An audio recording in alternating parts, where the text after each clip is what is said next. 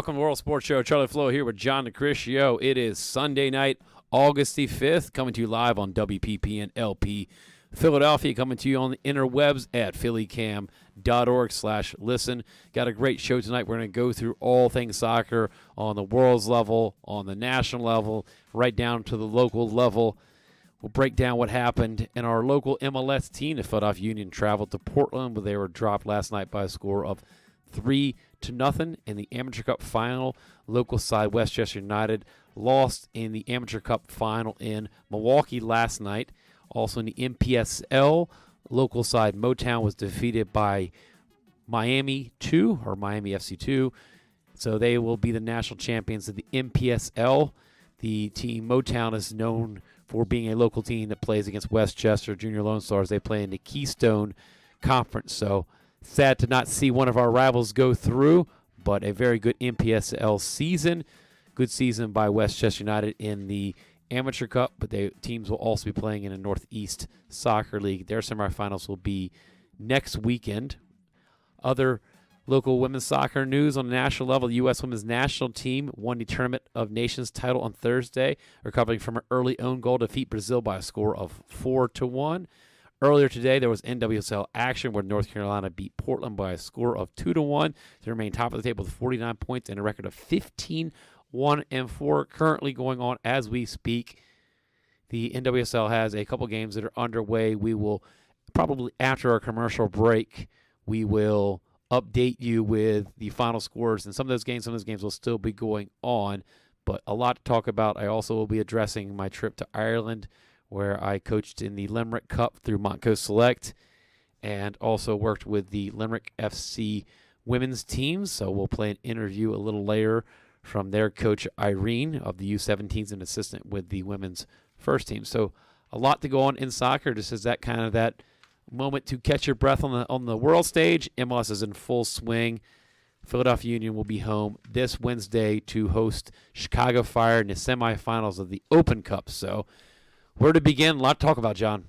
Hey, wherever you want to begin, I'm ready to go. Okay, let's start a little bit on the local side. Philadelphia Union took the West Coast trip, always a hard thing to do. We know that they've always had troubles on the West Coast. West Coast teams seem to give them trouble, especially Portland. Playing in Portland, I mean, you're playing not only against a 12th man, you're playing against a 12th, 13th, 14th, 15th man there. Oh, no doubt. With any Philadelphia Union squad going to Portland, it's very tough to get a result. I mean, we're talking, if I would be very happy playing with a draw and getting 1 point in the standings. I mean, to be honest, at this point in the season, I'm not really worried about that game.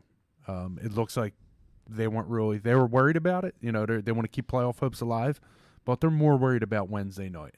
The roster that they put out there, Derek Jones got a little bit of field. Jack Elliott got some field time, so their A roster wasn't out there, which, I mean, they're deep. They're an MLS squad, but they're looking forward to this Open Cup. Pick your battles. I mean, we don't really have, a lot of club coaches and us college coaches don't have to deal with multiple competitions. Right. And let's be honest, when you look at how the season's going, the Union making the playoffs is going to take a stretch. So let's be realistic. They are sitting in 7th place, so it is realistic. But let's pick and choose. You pick and choose your battles. That losing to Portland, it's still a loss in the column, but it doesn't hurt you in the East. So nobody gained ground in the East with that Portland win. So you're still only 2 points out. Yeah, they'd have picked up a draw, or they'd have picked up 3 points. They'd be right there battling with New England for the 6th spot. But here nor there, let's look at it. That say they do or don't make the playoffs and bounce one out. What would you rather have? Philadelphia Union win the Open Cup or be in the playoffs and one and done? Oh, no doubt. Exactly. Cup. So, the Cup, just getting their first hardware in the trophy case. It's just that it's a first step. It's monumental. It's one of those things that has eluded them in the last couple of years, that they have found themselves under Jim Curtin in the final twice, and unfortunately lost both games, and they were home games. Yeah, and back-to-back years. So it's very tough, but it's just that, beating a Chicago team they have had success against, and then seeing how the chips lay, maybe it's a home game, maybe it's an away game. Who knows? It's one of the things where as a Philadelphian, I want it to be in Philadelphia. Well, Chester really would love it to be in Chester, but I mean, would be an amazing thing to win a cup, win a championship of sorts locally, and keep that momentum going. Or if you win a big game on the road, great. I remember you get to the final, I believe, a couple years ago they won in Colorado. Wasn't it in Colorado? I believe so. Yeah, and on PKs or something. I mean, that was a while back. I believe McMath was in goal then. But, I mean, you're talking a few years back, but it's just one of those things where this Union team, we have seen them have success on the road this year. Yeah, and, I look at it like this. Give the fans something to cheer about. The Philadelphia Union faithful, they've been through a lot in the last couple of years. I mean, they haven't exactly had the best product on the field, but they've been there. It's kind of tough, but it's just they're, soccer fans are through thick and thin. But to get a U.S. Open Cup win, that would be a big step. That would put a lot of fans back in the seats. Yeah, to win a championship and have a cup to hoist in a stadium is something we have not witnessed. I mean, in the Philadelphia soccerscape since, if you guys were around and alive for maybe the Bethlehem Steel or something back in the day. Yeah. And that's not even Philadelphia. I mean, we had some really good Philadelphia Adams teams before majority of people listening to the show were alive. Yeah, and I hate to say, as you mentioned, 2 final appearances, just to go back, my 2 things that I recall, it hurt, watching the away team win on home soil. But for the last subs of the game in extra time, we bring in Fred and they bring in Drogba. So another club's bringing in Drogba for the last final for the game winner, and then on a PK shootout, the last sub that Curtin had, he subbed out Blake for McMath for a shootout, which I think it went to. No, that's when they put McCarthy in for the. I'm sorry, McCarthy. McCarthy, and it was 7-6. So it basically, had a save, but both goalies were giving up goals. It couldn't have been Drogba because he was in Montreal. They can't be in the Open Cup. You're probably confusing games. I'm getting really confused. That was it was Drogba coming in. Did he play for somebody outside of Montreal? Yeah. Oh, I'm drawing stats department. Where you at? Yeah, we'll get that. But to have McCarthy come in, and it's a weird thing. It's a head scratcher because I did actually travel to the Union's Open Cup game that they played midday against the Red Bulls. It was weird because it just happened to be a day that I decided to take off of work because I decided to go up to New York and catch the Open game as a journalist and took an assistant with me, and it was the same thing. They subbed in McCarthy for the PKs against Red Bulls to go through, and it worked.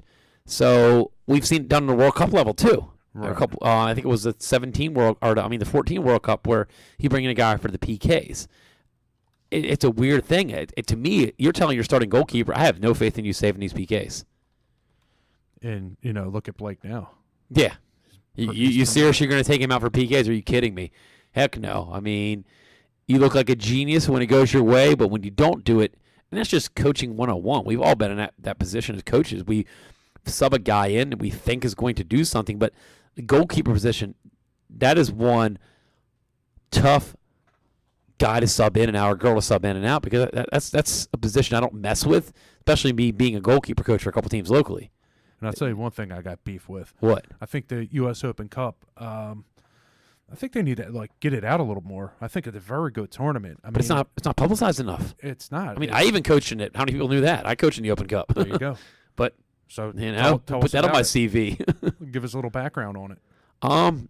It is interesting because there's a lot of things now that are shedding light on the LAFC game where you have to have a certain amount of Americans on a team. Okay. And we do have to deal with that at Junior Lone Star. We do have some of our players that are not born in the United States. And we qualified through a lot of the different amateur leagues and stuff that we're in and, the NPSL, all different leagues that we qualified. Just getting to the Open Cup. I feel like we're playing in Open Cup qualifiers while the Open Cup is going on. So we're playing for next year's Open Cup while this Open Cup is going on. And that's just how it is for a lot of these, smaller, semi-pro teams, that what we're doing in the NPSL, what we're doing in amateur cups, and what we're doing in different regions within the U.S. is how we're going to get into the Open Cup in 2019.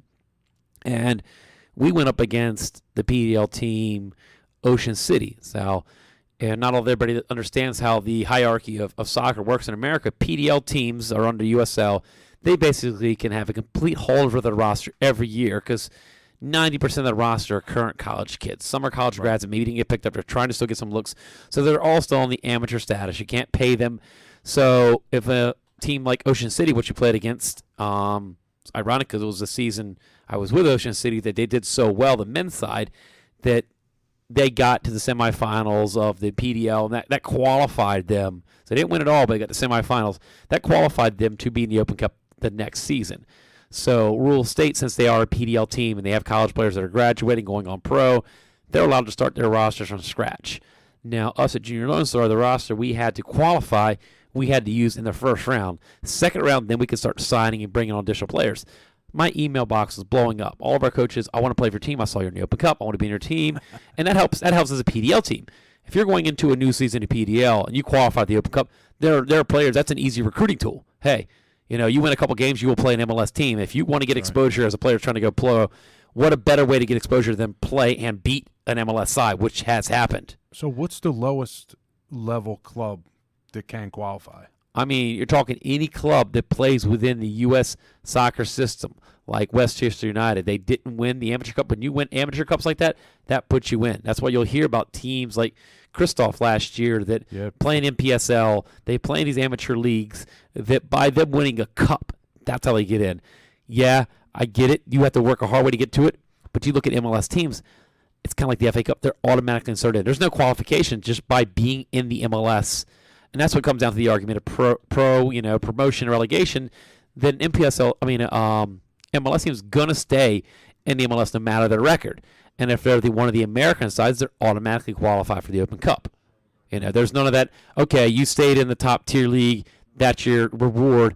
No, there's no relegation, so they're automatically going to be in. So there's that argument that I believe, that I do feel a little bit of, empathy for us amateur teams because we really have to earn our spot. Where MLS, they could go technically 0 in the season. It's never happened in MLS, but let's say, like DC United, or Philadelphia Union goes 0 for the season. They're struggling on their seasons, like DC United's got 4 wins on the season. They're still going to qualify for the Open Cup. Now, what an amateur team has to do to get in is run the table and win a bunch of hardware. That's right. So, and they get inserted in the, few rounds in. So, we travel down to Ocean City and, down 2-0 at halftime. Slow start. We gave up 2 early goals, fought back, and made it 2-1. Made it very interesting. Ocean City scored a late goal, but a 2-1 game, majority of the second half. That's a competitive game. And it's tough because we know that we got to win that game. Then we can start changing our roster up. And just to give you an example out there listening, the strength of Ocean City, they've won. I'm looking at the 2018 results. They won their first round game 3-0. They won their second round game 3-1 against Charlotte Independence. Yep. And they lost to North Carolina FC. Yep. Who is and they lost to North Carolina. USL Yep. division. I mean, that's pretty remarkable. Those are guys that are on the cusp of going MLS, and those are the guys that are on loan from MLS teams. Maybe they're going through rehab. Maybe they're just not having their stick. We've seen very, very large profile players. Like you mentioned, Drogba earlier, he played in USL Pro. That's it. So, as a college kid, I mean, just that tournament, is just – it's an amazing thing. It's March Madness for soccer, It really – it's kind of cool watching that tournament, knowing that I was involved with a team that played in it. And my players, took a special interest into it. When you're watching that final trophy get lifted at the end of the year, you're like, hey, man, we were part of this. Yeah, it's interesting if you take a real deep look at it. The pro teams, the top tier major league teams, don't get inserted into the pool until basically the last 3 or 4. So they can make a run of maybe winning 4 or 5 games and bang, they win the cup. Where an amateur team, I mean, you're looking at all the challenges of guys who got to take off work. Because when you starting to travel, they do keep it regional based. And if we'd have won our game against Ocean City, we'd have played I think we'd have played either Reading or Harrisburg. So, but I mean, realistically, the goal was, hey, we win a couple games here. We're playing the Philadelphia Union. That's right.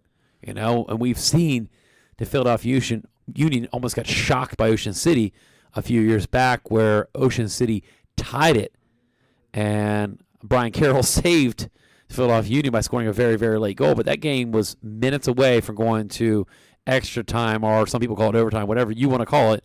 Yeah. that game was minutes away from going that far. I mean, just for an amateur team to score against the MLS team in their backyard. And here we go, just looking at some numbers for you. So Bethlehem Steel, 5 cups. It goes back, but they do have 5 cup wins. Yeah, I knew Bethlehem Steel had some, but you look at it strictly pre-96, it's a purely semi-amateur. I mean, it's hard to really, rate what is a semi-pro team, what's an amateur team, what's a pro team, because a lot of these guys, they got taken care of at their place of employment. Yeah. So Philadelphia Ukrainians, 4 titles. Yep, local club here right in Warminster area of Philadelphia. So, I kind of like that idea. I like the idea of a truly amateur cup, but it's kind of lost its stick. Richmond Kickers have won one. I grew up following Richmond Kickers, being I'm from Virginia, so it's such a Cinderella story to see any of these teams even get to like the quarterfinals. Yeah. Semifinals is a big deal. Like Cincinnati's run last year, a very big deal for them to get to semis. But at the end of the day, since the inception of the MLS, and once the MLS established themselves, because it wasn't right away the MLS teams were automatically, because they were still trying to establish themselves. They might have had bigger players, better players, but some of these amateur clubs have been together for so long. You talk about the Ukrainians, some of those kids grew up playing together. You put a bunch of guys that play together for 10 years versus a team that's newly formed expansion. Yeah, the other teams got more camaraderie, more chemistry. So, but in late years, to me, it seems like another MLS final. Yep. And guess who the MLS era leading scorer is? That is a good question. Take a stab at it. The MLS, well, it's not a Canadian. It's not a plane from a Canadian team. I'll tell you that much. We're going from 95 to present. Sebastian Letou. Boom, 16 goals. I knew it had to be some type of question of a local guy. Sebastian Letou owned the Open Cup, and that's the thing that Philadelphia had found their success in that. And why? Why is it that Philadelphia has success? It's one of those things where a couple of those years, halfway through the season, you realize that, hey, maybe we make the playoffs and get bounced, or let's put some energy into something we can get rewarded for. You really don't get any prize money for getting one and done in the MLS. The MLS playoffs, now sometimes you get in, it's a one and done. The other time the MLS playoffs in 2011 for the Union, it was a 2-game series against Houston. That's right. So at least you get a home game. But the last time the Philadelphia Union were in the playoffs 2 years ago, they were playing at Toronto. It's a 1-game in Toronto. That's it. As a Philadelphian, to me, it didn't feel like we were in the playoffs. We didn't go see a playoff thing. There was no banners and nothing in the city to put up. And I bet 90% didn't even know that Philadelphia was in the playoffs, the Union that is. It's crazy. It's true. Yeah, it's very true. You got other teams that even had a discussion, this past couple of days with people about, Major League Baseball. You have the 1-game playoff. I mean, to me, I'd rather have the no 1-game playoff. I did like it when it was just way back in the day. 4 teams get in, and that's it. And you get a best of series, but make it a best of 3. Or, hey, baseball, make it an aggregate. Go crazy a little bit. Let's make it 2 games and make it an aggregate. 2 9-inning games, and then maybe the final goes extra innings. Because to play 162 games to get 1 game, MLS play 30-plus games to go on the road for 1 game. How is that really a playoff? It's tough. It is what it is. But I look at it like this. I mean, do you want the game to be won with your A squad in full preparation, just like in baseball? Do you want your 2 aces going up against each other to see who goes on, or do you want your B squad, your A- team? So, I mean, other than home field advantage, which is deserved, unless it's a coin flip, which I said coin flip should be taken out of professional sports, period. That's not my favorite. At least maybe paper, rock, scissors. Yeah, or thumb wrestling. Something. Arm wrestling, bring in some wrestler Stallone and do some arm wrestling over the top. Yeah, over the top. But, it's, I don't mind the 1 game. I don't mind it because you're getting your A product on both sides. That's true. It's not like baseball where you might be in a bad rotation where your starter just played yesterday. Yeah. Same with, Super Bowl, it's that finale. That's it. Yeah, 1 and done. That's it. Yeah, so. No, if you're listening to World Sports Show, we were just addressing U.S. Open Cup. Philadelphia Union will be playing Chicago Fire this Wednesday. I know a lot of kids out there are off school, and also a lot of clubs are starting up. So, hey, coaches, you have my permission to check your phone on a water break. Share your kids' the score. If your bosses have beef with it, come to Charlie Flo. You are allowed to check your scores on water breaks of the Open Cup final, because not all kids will be able to go to live. But if you have a chance to go live, please go down there and support Philadelphia Union. I know that a lot of these games are very lowly attended. I put it on U.S. Soccer, MLS, all the different leagues involved. Even soccer clubs locally, educate your kids on the Open Cup, please. Parents, coaches, educate your kids on the Open Cup. The history of the Open Cup, I mean, I feel like it should be it could be like a course. Like there are several books on it. Some great sports writers that have really covered it. One name comes to mind is Charlie Catone, good friend of ours, been on the show a couple times. He's written a lot about the Open Cup. I mean, it's really, if you want to do some history and learn about history of U.S. soccer, that's where you dig into the Open Cup. The stories and the teams that have won it, great. And maybe some of these throwback producers, companies start producing some of these jerseys, man, because I know they've touched on it a few times with the Bethlehem Steel Union, did a little bit tribute throwback, but I really want a real throwback, what it really looked like. I'm talking the jersey with the shoestring tying up on the neck. Yeah, I do like the big collars. Big collars. Big collar. I mean, if you don't have a collar, what are you going to pop? Yeah, the early 90s EPL style. Oh, yeah, I've seen some of the old school, like Arsenal ones that big collar or the the ones I'm talking about with the shoestring to tie it up on the top, Got to make it tight, Same with the lace-up ball. Yeah. Tie up soccer ball. Tie your ball up, kids. I don't want to tie up ball. It's already bad enough with kids keeping their shoes tied. Now we got to worry about kids tying their ball. Right. You got to keep it pumped and tied, kids.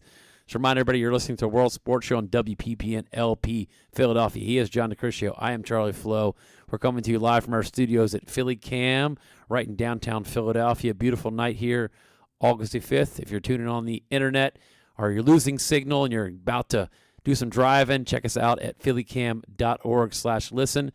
We will also be breaking down my trip to Ireland, talking about the Irish game, the Limerick Cup. I went to a professional game, Limerick FC men's game. I also went to a couple women's practices and worked with the team, did some training with them. And, shout out to the Limerick women. Their U17s won their game yesterday to remain undefeated in 3 games. And the pro women won their first game in 2 months. So 2 big wins, a 6-1 and a 5-1 on the weekend. That's not bad for 2 home sides. Not at all.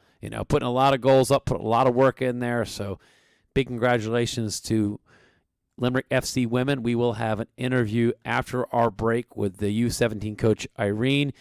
She's first year appointed because Limerick FC now has their first year in having a pro team and a U17 team. So they're off to a really great start. So we'll break down that interview and also break down the women's game. And some of the second half, we'll talk about the Tournament Nations, which the USA won by beating Brazil 4-1 earlier in the week. Yeah, and just to go back to my brain lock earlier, it's Obafemi Martins.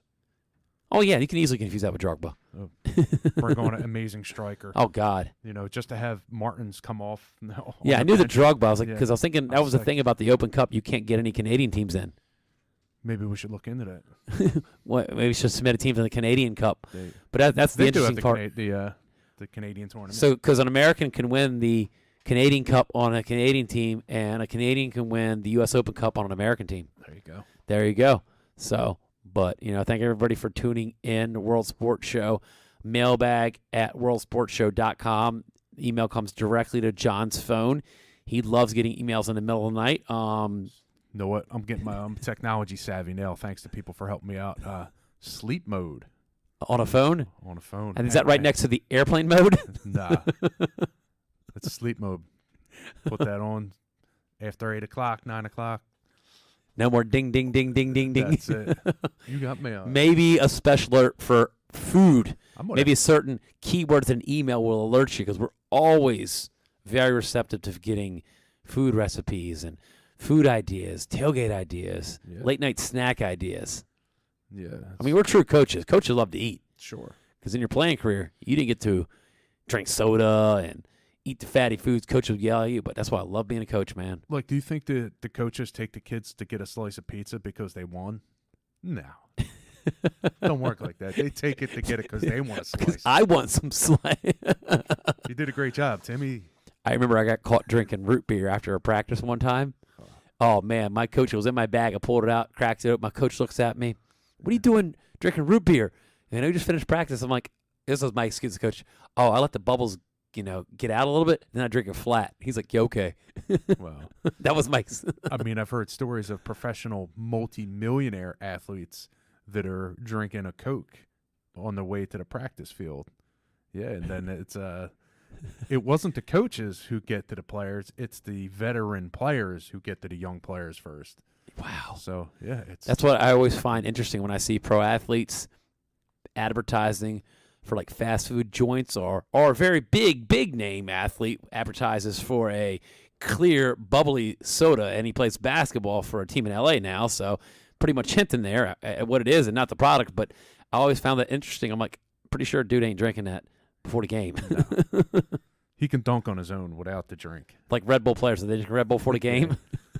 And it's funny, not to go off topic, but going back, we talk about Chad Johnson. You met him before. He's a great guy. Not a bad soccer player as well. But I remember watching a show, and he said he used to go to McDonald's drive-in and get an orange soda before games. Orange Crush, man. Whatever, Minute Maid Orange Crush, just going through the drive-in. He's like, no, I would need McDonald's in that cup, and that's what I need. Wow. The same guy who bet his game paycheck if he didn't get yards on the other team. It's crazy. I mean, there are weird things that say that, like, if it ain't broke, don't fix it. Yep. Some of these guys have gotten so far, and they're such high energy athletes. Come on, I ain't gonna lie to you. When I played growing up, I ate some junk, man. I'd go hit McDonald's up, hit Pizza Hut, whatever you want to call it, whatever pizza place was available at the time, And we weren't as obsessed with nutrition, and I believe nutrition helps. But at the end of the day, an elite athlete's an elite athlete. Me changing my diet would have never made me make the national team. Sorry. You never know. Something called you never know. No, genetics were not on my side. So does nutrition help? Yeah, it helps a lot. But at the end of the day, when you're hearing young kids already starting to have crazy diets, end of the day, my advice to parents and coaches, let them still be kids, man. They're going to want to have birthday cake. On the birthday. And I also believe that, a bit of advice to parents out there, please don't put your kids on the vegan and tofu diet before season, man. I've coached too many kids that are softies now. And you go up to some of these, like, hardcore Kensington Fishtown teams, they will wreck you. Why? Because those kids are eating meat off the street, man. Those kids are eating them Polish sausages. They're going to the hot dog stands. Those kids have got bulk. And then sometimes when you get some of the kids that are, I had a tofu wrap for a plate. I'm like, Timmy, you're going to come in soft, son. I mean, I'm sorry, but it's. Hey man, somebody needs to do a study on that. I can come in and clean somebody's clock, and I'm not a. Have a handful of Polish sausages before you play. I guarantee you, kid. Might be a little slow, but nobody's going through you. Yeah. I don't want my defenders out there. Soft. I don't know if that's a pretty big blanket statement. I don't know. It is. I don't know. It is a big blanket statement. I don't know if vegetarian or veganism is going to make a defender soft. I think so. You're not aggressive enough to eat red meat, man. I want you going in there tackling somebody. That's just me. I could be wrong. AOL.com. Send all your comments there. You said AOL. Yeah, you're going to get a bounce back on that one. I'm out of that one. Still blows my mind. There are people in this world, famous athletes that I email back and forth to set up with their agents. They still have an email address that has AOL in it. And I try not to laugh. Hey, it's it's like wearing like Jordan 1s. Sure.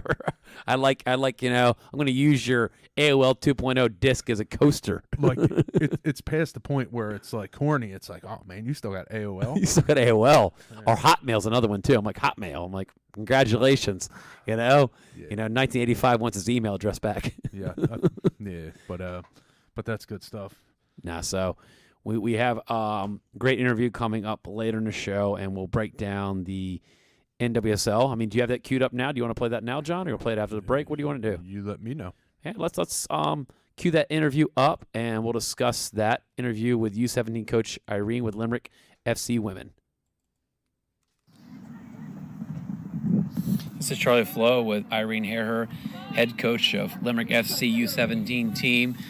What is the season like for you? I know you've been in a little stretch of having some struggles, but what has the season been like so far? So far, the under-17 season has been pretty good. It's been a quick start, very intense.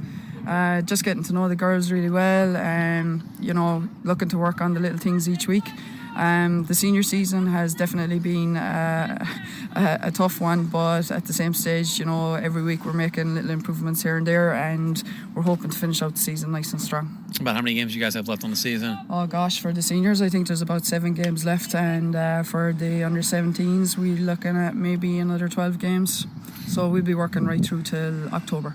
So what were some of your season goals, and now that you're kind of deep into the season, what are some of your goals moving forward with the team? So the biggest thing would be that all the players have been integrated into the Women's National League. They get to experience what it's about, know what it is to progress in the league, and we look to, making sure that the players are ready for next season, that we're going to hit the ground running. Now, of these 17s, how many players do you think are close that you can see, hey, this player in the next couple of years will be on the senior squad? 100%. We're looking at about 5 players, maybe even next year, if not a little bit more. We already have 3 of them signed up with the senior team, so they're straight away into the senior team this season. Next year, a couple of the girls will be old enough. They have to have reached their 16th birthday to play with the seniors. So once that time passes, they'll definitely be integrated straight away. Since World Sports Show is an American show, and a lot of people look at the NWSL, like what's some of your impressions and what's some of the players' impressions of the leagues in America, like the NWSL? I follow a lot of the soccer in America. I like to watch the girls' games at the weekends. I follow most of the clubs there on the YouTube and stuff as well. So I like the style. I like the intensity. I like that it's supported really well.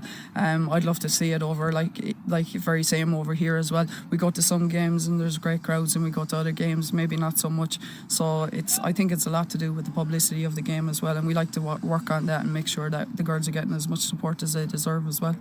And even just the European international game for a long time, it was the United States, Germany, and Sweden were some of the big countries, but we're seeing a lot of other European teams, including Ireland, starting to be very competitive and compete in qualifiers. And what's that say? And even some of the hurdles that you run into with the national levels? I think that, especially in Ireland over the last couple of years, there's been a huge focus on the girls' game, and the most important thing has been that looking at getting coaches up in their qualifications, that the girls can get the coaching that they deserve. And I think that's been, a big focus on the girls doing so well at the World Cup qualifiers this year, and doing so well in the Netherlands game, was that we're finally having girls progressing, even the girls playing over in England, but we do have a lot of girls playing here now in the National League, and it's been a huge change. I think if you look at the World Cup the last time around and seeing England get to the semi-finals and getting third place, that's only across the water from us, and we're all learning from each other. So I don't think it's going to be too long more before we see an Ireland team progress to a big tournament. I'm looking forward to it. And a lot of juggling of careers and jobs. You yourself work in 9-to-5 jobs. A lot of these players have jobs that are in school. Obviously it's the love of the game. So what does that say about these footballers that come out here and they're not, the young players aren't getting paid, but they're just here for the love of the game? Hugely so, doing it for the love of the game, and the fact that they just enjoy it. It's good to have, a team together that get on so well, because it's not that they're just coming for a chore, that they're coming to play a game they love, but they're also doing it with players that they know, that they're friends, and it makes a huge difference to them. So for me, I think, it's special to have a good group of girls together that can work together, play together, and, they can be friends outside of here too, and that to me is a big thing. Now, personally, how did you get involved in playing in the game? Oh gosh, when I was really young, my dad was actually a really good soccer player, and when I was young, we just got to playing outside on the road, and then I used to just play with the guys on the road then as well. And from there, I got to my first team when I was 9 years of age, and I retired 2 years ago. So I got just over 30 years of a playing career. And I'm sure the itch is still there. Special. Oh gosh, every time. It never goes away. I'm one of those coaches that kicks the ball for every game. So it's, if someone's heading the ball, I'm probably on the sideline doing the same thing. It's hard, but I love coaching as much as I do play. I know the feeling of being on the other side of that line. That is the toughest line that you want to cross. It's hard. It's not easy being a coach and a manager. You got a lot of other stuff going on, but at the same stage, I absolutely love it. Seeing the girls progressing each week, just seeing the small little developments just makes it worthwhile. Well, Irene, thank you for everything you're doing for Limerick FC and the women's game itself, and keep working hard to grow the women's game, and appreciate everything you do. No, I'm delighted to have you here. You're most welcome. Thanks a million. And welcome back to World Sports Show. Charlie Flo here, John DeCriscio, World Sports Show, coming to you live on WPPM Philadelphia, 106.5 on your FM, phillycam.org/listen on the interwebs. That was a great interview I had with Coach Irene, the head coach of the U17 women's team for Limerick FC, and she also is an assistant with the senior team. So great conversation I had with her. Went to 2 of their trainings, was able to help out with one of their trainings. Got some great insight. I think one of the greater experiences I've had working with a lot of the different pro teams and national teams that I've worked with throughout my career, that during the sessions we just kind of, fed off back and forth, hey, this is what I see. What do you see? Actually really valued my input, because there is always that I feel like sometimes as an American coach, we get that stigma. When you go into a foreign country, you're the American coach. You have the American accent, especially the game of soccer where we're not the inventors of it. It's not our first sport. But what I really enjoy about Ireland is that, in their country, they're a multi-sport country like America. You've got Gaelic football. You've got hurling. You've got soccer. You've got rugby. So you look at like America, we have our big four plus one equals soccer. So really, soccer can be considered the fifth sport. Soccer over there can maybe be the third, fourth sport. The GAA or, the Gaelic, sports over there are so big and massive over there that sometimes, I wouldn't say soccer gets forgotten about, but it's not always a priority. That's right. And the other interesting fact about Ireland, the players that play hurling and Gaelic football, which I'm talking, we watched one of the hurling, semifinals when Limerick played to advance to the final. You're talking like 70, 80,000 in a stadium in Dublin, and all those players are volunteers. It just blows my mind. But then you look at the soccer level, on the men's side, the players are getting paid, but it's just more of you're playing for your town. You have so much pride behind it, so they're not drawing 80,000 in the Irish leagues, they may be drawing less, but they are professionals. So it is an interesting dynamic in our country.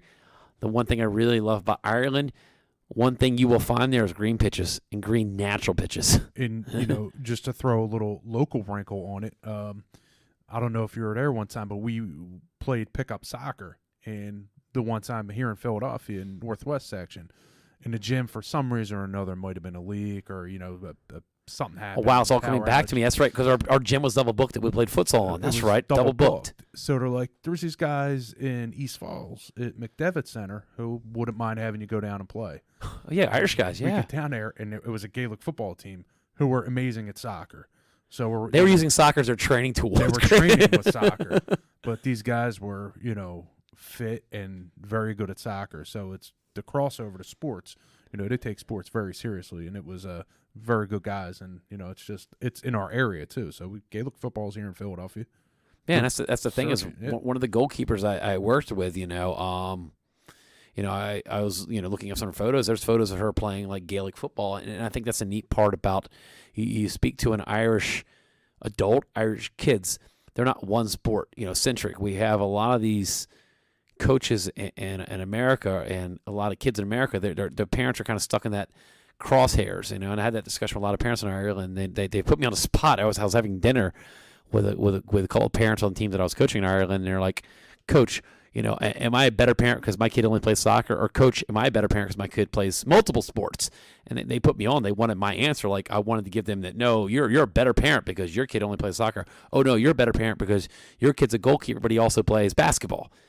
So I think you should have started out with you're the bad parent. You're Because, both bad parents because Right. you're putting me on the spot. No, but I look at it this way.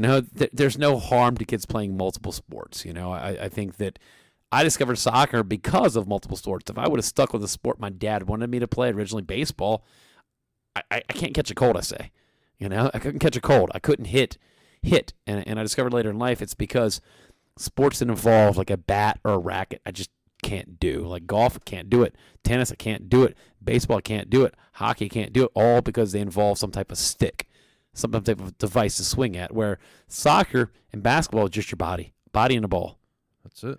And those are the ones that I excelled at. So, and I learned a lot about training to be a goalkeeper coach and playing goalkeeper from playing basketball, going up and getting rebounds. That was pretty much my job on so many basketball teams, blocking shots and getting rebounds. Well, it translates. Go up with a pile of people and come down with the ball. Footwork. Yeah, footwork. So, I don't like the idea of kids playing on multiple teams at the same exact time because then you're burning yourself out. And then you're picking and choosing which team has got precedence or more important. You got a playoff basketball game, playoff soccer game. Which one do you go to? But playoff soccer game, of course. Yes, well, yeah, we are a soccer-based show, but, then you have these coaches that'll say, I forbid you from playing other than soccer. Soccer's only good. And it's like, dude, pump the brakes, get a grip, relax. They're kids. If my soon-to-be daughter decides she wants to go play field hockey, go for it. I want her to play soccer, but if that's what you want to play and that's what you want to do, go for it. So I I think it's just having that balance and experiencing different things, and that's what I really loved about Ireland. All those kids can, juggle a ball on a hurling stick. They can goof around with a Gaelic football. They can whip a rugby ball, and they can play a soccer ball, and that's pretty much almost every American kid. Like, how many of our soccer friends suddenly you put them on a basketball court, they can't even shoot a hoop? Yeah, Or I think the funny part is giving a soccer growing up, like a South American, European, or something like that, giving American footballs here, throw this ball 10 yards. Yeah, 90% of American kids can throw at least a spiral 10 yards. Yep. So it's just, I think the exposure to other sports and finding your nick is the biggest thing in the youth level. So, but other things in Ireland that I really, enjoyed is it's been a really good vehicle for a lot of these cities like Limerick that have gone through the recession, gone through the depression. They're going through their struggles, but a lot of these clubs that played against are very new and young clubs, and they're doing a lot of good programming in Ireland to get the kids off the streets, get them in soccer gear. Their town's raw. It's a very, very, very physical game. And that's what I tell the parents. I tell the kids, when you go to Ireland, you're going to play a very physical game. But a lot of these kids have gone through more than you can imagine in their life. And that they're, at the end of the day, they're really good kids. And, my heart was broken because my team lost in the final. There was a lot of tears by my players shed. At the end of the day, there's another team on the other side of the field that won a game, and the coach came to me and said it was their first ever championship of their life. Yep, so rips my heart out, but I know that a group of kids on the other side next to my bench, they got to experience something they never experienced in their entire life, is winning a trophy, winning a championship. And you know what? I come across the same coaches every year when I go to Ireland, same referees. You get on a first-name basis with these coaches, and their styles are different from ours, but one thing I wanted to bring up in discussion was that their 7v7s, which are going to be coaching with Continental this fall, their 7v7s there don't have offside. There's no offside. Okay. Their subs are on the fly. It's like ice hockey subs. You literally just, Johnny, come on, Johnny. It's just a quick on the fly. It's not all that formal standing on the sideline. So there are parts of their game that I like more than their game and our game, but the no offsides, they want to bring scoring up. They want to stretch the field. So, yes, a lot of the American parents say, well, we play with offsides. I'm like, when you go to another country, you have to adapt to theirs. So I had to do a lot of adapting as a coach. Would you put one player in front of the net? I didn't. No, they literally sometimes would. They would have a guy that would just kind of hang around the equivalent of the 18-yard box. Right. I mean, at that age, what's the focus? What's the fundamental skill that they're trying to work on? Yeah. I mean, I don't think, positioning, it should be a dipping the toes in the water. Yeah. But I think it's, vision, taking space, and, working on those type of skills. But it's really tough to work on formations and fundamentals. When there's no offside and it's 77. A lot of the people are telling me you play two in the back. You play two in the back, then you have no offside. Then, you almost have to have a holding midfielder or just be a roamer. And that's something I thought if I assigned my fastest kid to just be a tracker, because after a set piece or turnover and you got a kid that's just camped out in the other 18, you can't rely on the goalie just to, he's just on an island by himself. So it leads to a lot of breakaways and a lot of goals.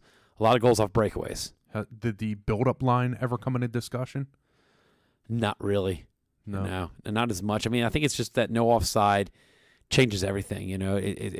We would, every player, all six field players. See, 7v7 is also a little bit misleading that it really feels 6-on-6 because they're smaller goals.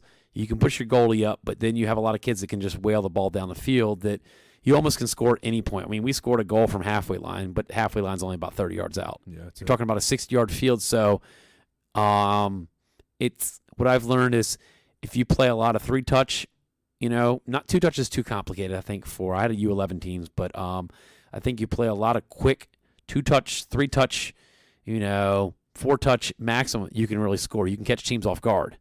Right. But, it's still a lot of kids there. It's the youth players that are stronger, taller, and faster that are the stars in that level because they're able to kick the ball the furthest. So you do get a lot of toe ball goals, and it happens. We've seen a lot in soccer on both sides of the ball where, so I did like that my boys could head the ball.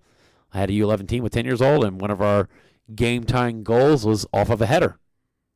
There you go. So want to change the topic a little. We want to still stick with women's soccer since we just had an interview with a women's soccer coach.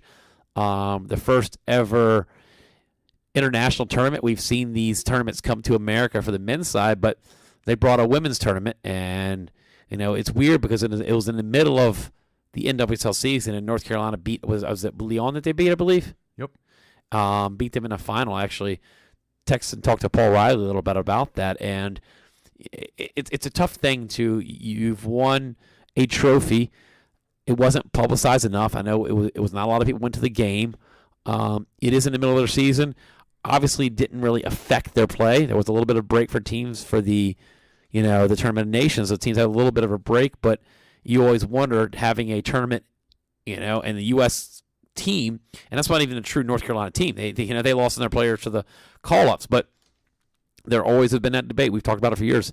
Which is truly the NWSL the best league in the world? Yes. I think it just found out because the international team, they're bringing their full squads. Tournament Nation doesn't have a European squad. And let me just say this again, like I've been saying for the past couple weeks. You might be witnessing right now possibly one of the best professional teams ever.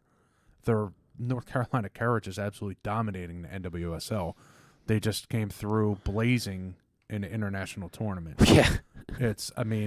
Beating household teams that have hundreds of years, of existence. I won't say hundreds, but 100, if you added up all the teams and how old they are versus the teams, not even double digits. Right, and it's rare that I really go out on and say, like, this team is great. Like, if you get a chance, check this team out. It's a great team. They score. They're very fun to watch, fundamentally sound. They can adapt. They got a good coach. We all know Paul Riley from when he was here at his time in Philadelphia. Yeah. So, like I said earlier, 20 games played, 49 points. Goal differential, here's the part that'll blow your mind. Seattle's in second place. They have a +5. Portland third place, +6. Even Chicago at fifth place, 4 goal differential plus. Orlando sitting in fourth place, +1. Without anybody peeking, if you're not looking right now, John, you do not. I can tell everybody out there, John does not have the NWSL standings. What do you think their goal differential is? I know we've talked about it before for North Carolina. Man, I'm going to take a stab and say 22. Very close, 28. 28. +28 goal differential. They win, and they win. They're efficient. What's the second closest? The second closest would be Portland in third place with a +6. If you're telling me at this point a team was in second place with a +6, I say, wow, they're having an amazing season. They're winning a lot of tight ones, but, we talked about that earlier in the broadcast about just how amazing of a season if Carolina could pull off the undefeated season, 15-1-4.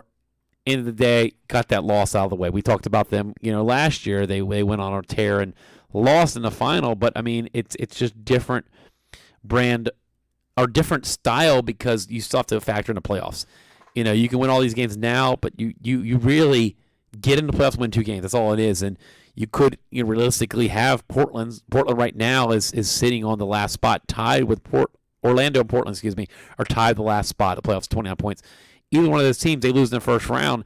It's so hard to look back and say this was one of the greatest NWSL seasons ever because they didn't win a championship. And you know what? I'm just going to get inside Coach Mark Parsons' head right now, and I guarantee you if he was here, he'd say, yeah, it's great, but they didn't win the championship yet. And, yeah, he beat them. And guess what? Guess what the championship is? It was in Orlando last year. Championship this year is in Portland. So all you got to know is one road game, go home for the championship. That's all you got to think. And that's the thing. I still disagree with what the NWSL is doing. You win that 1 seed, you get home field throughout. Why are we putting a game in a could be neutral site, which it was last year? Now let's think about it. Reward the home fans. You're having a league that does have teams that struggle with getting fans in the stands. We've seen it with Sky Blue. I worked for them a few years ago, struggling. You're talking games where I counted 200+ fans. That's it. So if a team does well enough the regular season, those fans should be rewarded. It's like winning the Shield. They give you the Shield home field advantage. I know the league wants to announce it months in advance and let people promote it, but I think it's not a big enough sport. MLS made that mistake by having the MLS championship at a neutral site. This is not the Super Bowl. It's not big enough where people are willing to just go to that game. Well, look at it like this. This is what they're betting on. They're betting on Portland getting there, and they're hoping and betting, which is about a 50% chance, I'd say. That's good enough for them to pack it out and make Yeah. make the money for the season to catch, Yeah. put themselves in a good financial situation. Yeah. It's tough to say we're going to have it in, like say preseason, and insert any other team. It doesn't have a big enough stadium to That doesn't handle. have Yeah. the stadium, Yeah. I and see what they're you're like, saying. Are we going to draw? I mean, it's a financial thing. Yeah. Nobody cares about the fans. Who are they? I'm kidding. But yeah, and looking back at this North Carolina team, we'll be talking about the whole NWSL in the next couple weeks. It's starting to really get down to the nitty gritty, and it's we're starting to see who the races are going to the teams in the playoffs. So we'll focus on them, but don't sleep on anybody else. They have something to prove. Yeah, we do have an NWSL game that did go final. Orlando and New Jersey tie 2-2. So Sky Blue is now up to 4 points. They did have a 2-1 lead in that game, and it was their only lead they've had of all season. But it is a road tie. They do have not the greatest record in the NWSL. They're in last place, but they have been. Some of their ties have been on the road. That's the amazing part of it, that they've pulled off some ties on the road. So also underway is Houston and Utah are playing right now, and Seattle, Washington. So after you finish, listening to World Sports Show, tune into those games, or I wouldn't hold it against you if you tune into the World Sports Show via audio and then watch NWSL. That's it. I mean, you can mute your broadcast. I will not hold it against you if you mute your broadcast. That's it. You're allowed to do that. Quick dip in the mailbag at worldsportshow.com. I'll throw it at you real quick and give you my opinion. It was about the MLS All-Stars. How do you feel about the MLS All-Stars playing a non-U.S. team? So it was pretty I get what they're trying to say. Yeah. The MLS All-Stars just played Juve Yeah. in the All-Star game, which was, it's becoming a tradition where the MLS All-Stars have their team and they play against like a Munich, a real top-notch team around the world. I actually watched the game, and it was a pretty good game, but it's tough to it's an All-Star game, mind you. You got subs coming in and out. But, I mean, how do you think it should be playing another team from another country, or should it be all like MLS? East versus West? East, West, or MLS. world, or do MLS domestic versus world, or do like North America versus Europe. I actually would like that more from me as a coach and a fan, but I get why they're trying to bring in the Europeans, because they know that certain people will come to that game just because of Juve. And I think maybe they alternate it. Maybe on World Cup years we just do East and West or versus the world, because let's be honest. I mean, I was in Ireland when Juve played Bayern Munich here in Philadelphia, a week ago, or a week and a half ago, 2 weeks ago. But you're not getting the superstars, and I think that a lot of parents and uninformed coaches and people that just don't understand the game, that you're not getting those World Cup stars. And the teams aren't going to straight say it, Ronaldo's not coming. They won't ever say he is coming, but they won't say he's not coming. They kind of put you in that gray area. Right. People get excited, I'm going to see Juve play. I'm like, well, you're going to see Juve C. You're going to see Bayern Munich C. You might see Robin riding the line on the sideline or something like that. But I think in World Cup years, maybe they change the format up. Maybe they alternate it, because I still miss the old school East versus West. Maybe like you said, maybe we do North America versus South America and Europe. I mean, we always talk about these European players that come in MLS or at the end of their career. Let's do an all-Euro squad versus North America, or CONCACAF versus, combined confederations. Have a draft or something. Even a draft. They've done it in NHL. They've had drafts.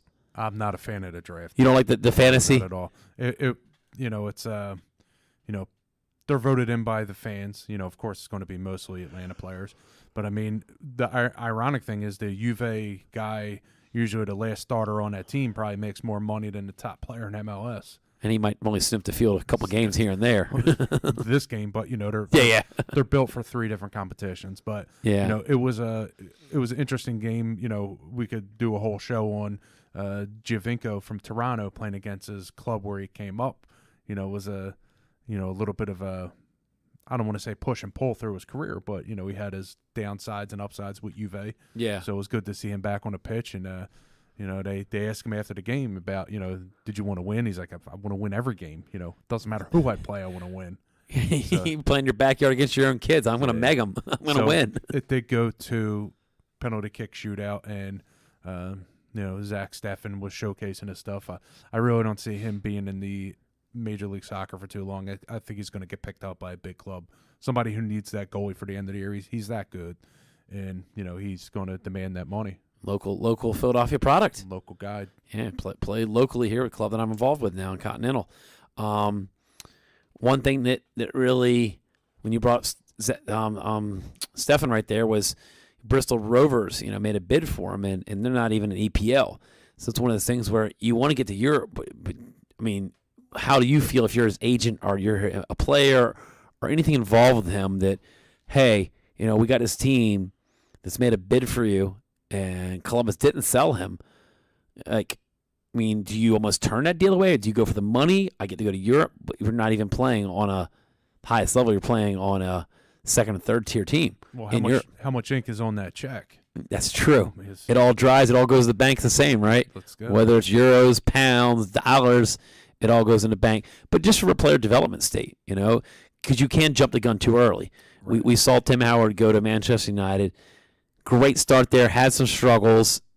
Didn't really stick with Man U. Goes to Everton. I think got his feet under him with Everton and became a legend in Everton.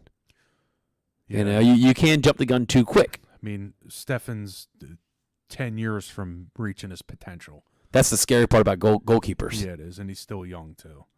So it was but an overall all-star game in Atlanta.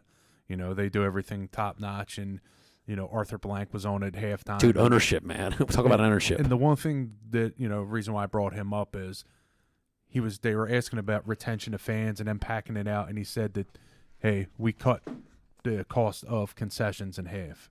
So basically, you're going down there. You're not going to get a $15 hot dog. It's going to be $4. So I think I missed the game, but that just blows your mind. There's a way you can still make a profit. I mean, or you don't even have to make that much of a profit off of concessions, man. Just one thing I asked for an all-star game, modeled after Major League Baseball or NBA, have some type of skills challenge on the night before. Not just the Rising Stars game, but have some the fans want to see that magic that only the pros how many times you and I as kids, you go into school the next day, talk about who won a 3-point competition. Dunk contest. Yeah, dude. Home run derby. Even when the quarterbacks throw against the those moving carts with the chalk on it. Even the field goal kickers doing the whole playing horse with the field goal, kick a field goal from behind 60 yards, off the post, Why would we not showcase these players' skills? Have PK contest or crossbar challenge. Whether it's not like mini games, but like mini skill competitions in the team set. Maybe fastest sprinter, because these guys want to show off their skills, and this is something that we want to see as fans. Yeah, I would love it. Let's start up the chat. We got basically 11.9 months for MLS to get it. About a NWSL All-Star game. We've brought that up before in discussions, me and some journalists, but I would love to see make that championship weekend. You talk about the moving the Pro Bowl to before the Super Bowl instead of after. Dude, you've got one game. Why don't you make the NWSL championship? Make it a weekend of events. Make it a doubleheader. You could have a championship game. Say the championship game's at maybe 7 o'clock. Let's get a 4 o'clock All-Star game. Best players, fans vote in, starting 11s, or you vote in 20-some players, and you have you could have an all-star game right there. Yeah, you aren't getting the players on championship, but you're still getting to showcase some really talented players, and maybe you do the losing coaches in the semifinals get to coach each squad. Man, I'd like the bottom two teams in the league play for $1 million heads up. The toilet bowl. Hey, you're going to see some game. Yeah, exactly. You want to see, exactly. So, we're about out of time here on World Sports Show. We'll be back next week. I believe from conversation earlier today that we will have Jefferson University head coach Todd Myers on the show next week. This is Charlie Flo, John DeCriscio, World Sports Show on WPPM, Philadelphia. We're out.